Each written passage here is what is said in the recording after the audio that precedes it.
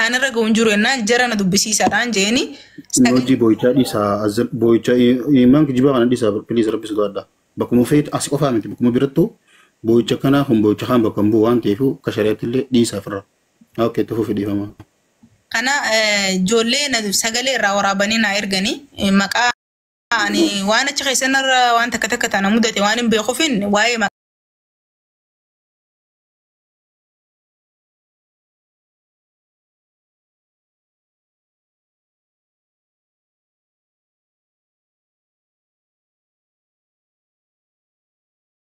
فوتو فيدمي سجلي ساني تسام ما ديو جها ساني تجولي أما جولي كلام كيسا سجلي نما كلامي تنبرر والله ربنا تشاهده يجو مجان نما دويتو سجلي ساجزني ماتي دبيسو سجلي نايرجني تراني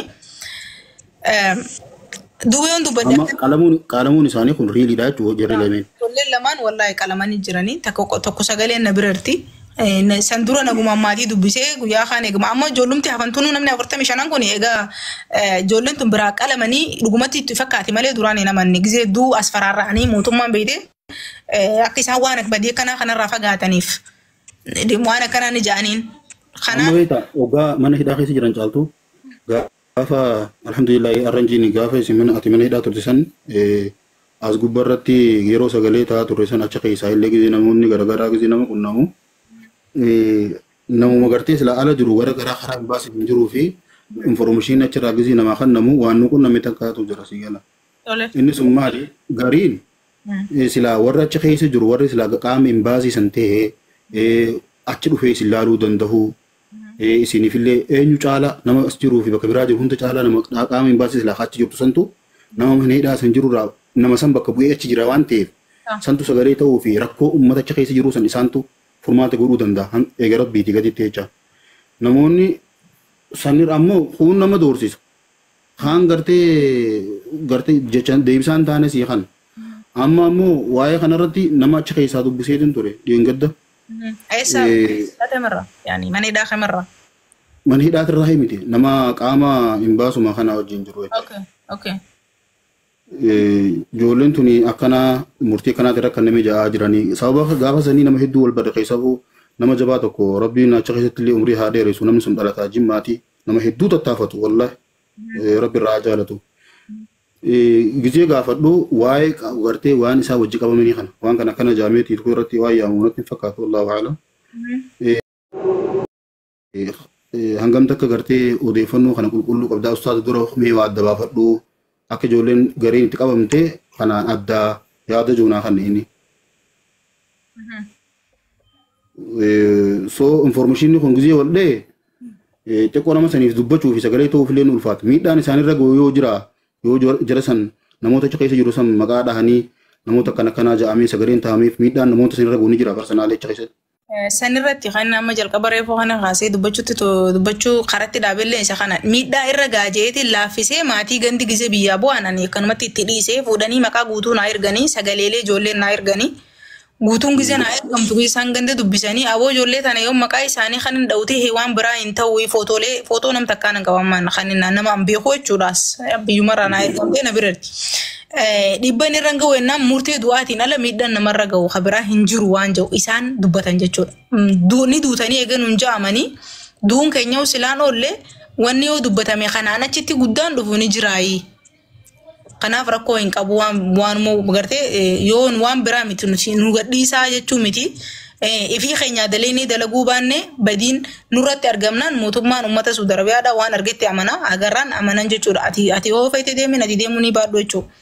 Kanaaf murtee du'aa osoo hin taane guyyuma keenya eeggannaa murtee hidhatti aanu jijjiiramu waan kanatti irratti nu iyyaadha yaanni isaanii. Waan kana amananii waan sanii hojii qabamu amma bari maal beektaa achi keessa hidhaadhaa turuu keessa hidhaa san keessaa bahuu jechaaf waan kanaan qabamnee san isaan ragaa gartee waan ifiin godhin akka ifirratti hin baane. Amma adda sii baasuu barbaade. Fakkeenyaaf waan kana hojii qabamuun dhugaa ta'uu fi dhugaa ta'uu dhabuu achi keessaa bahuudhaaf waan kana yoo ja'ame gartee sagalee ni tahama. Isaan warra dhugumaan qabaman irratti dhugumaan warra qabame warruma dhugumaan irratti argamee fi ijoollee waliin qabamanidha. Namni keenya akkasitti qulqulluu miti ni beekta. Muslimaa jira, kiristaana keessa jira, wal keessa laaqadha, ka fayyadamu hundaatu keessa jira. badii ta'uu osuma beekanii badiin murtee du'aa namatti kennitu hin jirtuudha. Isaan sagalee akka nu ta'an ja'an malee akka harkatti hin qabamne falmataan jiran.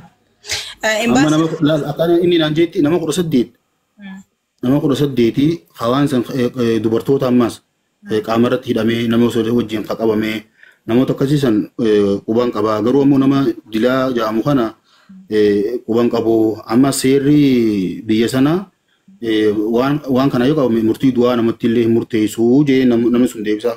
Ayyee nama san ijoollee wajjin yookaan uummata sanii wajjin waliin qunnamsiisaa ati immoo anaa wajjin wal qunnamneeti jaruma kanaa dubbisuu akka dandeessu annan godha. Maashaallah waan bareeda. Ijoollee akka dubbisuu dandeessu warroonni imbaasiin Saudi Arabiyaa keessa bakka lama jirti. Bakka lamaan suni Jiddaa fi Riyaad jiran jechuudha. Imbaasiin bakka biraa hin jirtu. Ammas Naajiraanii fi Jiizaan warri imbaasiidha yeroo hedduun deeman karaa san gadi hin deeman jechuudha. Manidhaa san hin dhaqanii ni ergan warroota namoota ergan malee fi isaaniitii hin deemanii. Kana nan beekanii fi xiyyaafillee innumti sunillee yoo gaafatte imbaasiin achi hin jirtu ni beeka. Imbaasiin Riyaad. Ayyee uummanni imbaasiidhaa ilaa ammaan tana waan kana hin dhageenye akka waan ijoollee hidhamte waan kana hidhameen kana hin dhageenye. Wallahi ani waan takka ta dhugaa akkasii himu imbaasonni biyya san keessa imbaasii miti abbaa fedhe yoo ta'e waan jalaa isaan warri gubbaan sossoosin isaan waan takka sossoosuu hin danda'an. Haqmii takka qaban ammas bakka murteen mootummaan itti kennametti imbaasii hin dalagu. Imbaasii fedhee miti inshaallah itti gaafatamaan keenya sun osoo dhaqee bakka isaan dhaabbate bakka murteedhaa sanitti hin dalage jechi isaanii hin fudhatamu. Yoo mootummaa wajjin qaamni mootummaa lamaan gubbarraa waliin dalagame malee imbaasonni fakkeenyaaf qaama imbaasii nama fakkeenyaa fi itti gaafatamaan imbaasii qaama uummata keenyaa bakka bu'ee bakka san jiru waan kana isaanii wajjin dil godhee wajjin haasawee isaanii wajjin fixuu danda'u.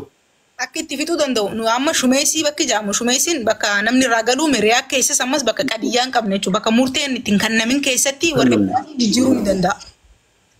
Dhukkubsate gargaaru.